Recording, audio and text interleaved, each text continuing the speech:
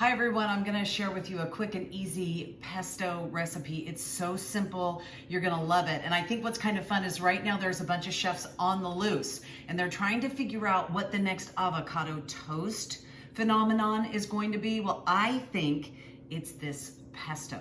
Now, all you need are basil leaves, and these have come out of my garden. You need salt, you need Parmesan cheese, you need garlic, and you need a really, really fine olive oil. Now, I also add nuts to my pesto sauce, and you can use pine nuts, which is traditional, or you can use walnuts, and my family grows walnuts, so of course we use those a lot, and it really gives it a different flavor, and it's as delicious as the pine nuts. I toast the nuts before I put them in the blender and mix them all together because those oils from the nuts really impart amazing flavor to your pesto. That's all it takes, really easy. All of these ingredients are going to go right into your blender. I wanted to show you something really quick though. When you're picking your basil, if you've grown it, my grandmother used to love the smaller leaves, and she would combine the big leaves and the small leaves.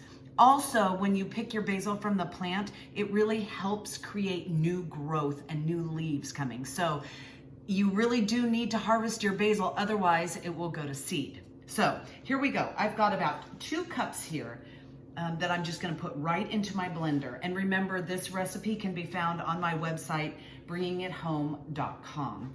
This is probably a little more than 2 cups. I'm gonna make a lot of basil today. I'm just gonna show you how to do it really quick. I'm going to use walnuts, about 1/4 cup.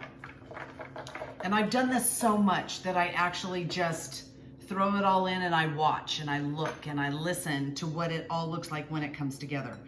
I like a lot of garlic, but the recipe does call for about 4. I'm gonna put in 6 just because I like that. And on this one, I am actually going to use the pine nuts. I'm gonna pour all of this inside. Again, about 1/4 cup. So I've got pine nuts and walnuts mixed together. It's gonna give it a really fabulous taste. And then Parmesan cheese. All of this goes in the blender, and I'm gonna mix it together, adding the olive oil and listening for it emulsifying as we go. So my Vitamix is pretty strong, which is why the nuts won't bother it at all. We're going to turn it on low.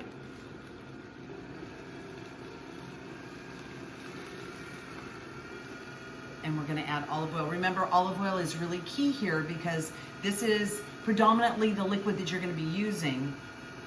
Now, some folks love a creamier pesto sauce, so they use either a butter or a cream, and that's fine too. But this is just a really quick, easy pesto sauce that you can do, and you can use it for dinner tonight. You can freeze this. You can put it in the refrigerator, topping it with olive oil to keep it fresh. This you can put on that toast that I'm talking about, and this will be the next trend, a pesto toast. So here we have it almost blended. I'm just gonna show the camera really quick what it looks like. I'm gonna hit it again and add my salt right in the top. And I like a lot of salt. I really believe that salt brings out that flavor. We're gonna turn it on again and mix it.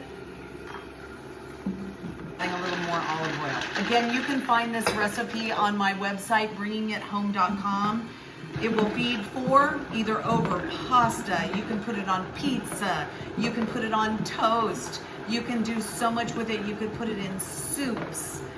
This is a really, really, really versatile paste that you can use almost on anything.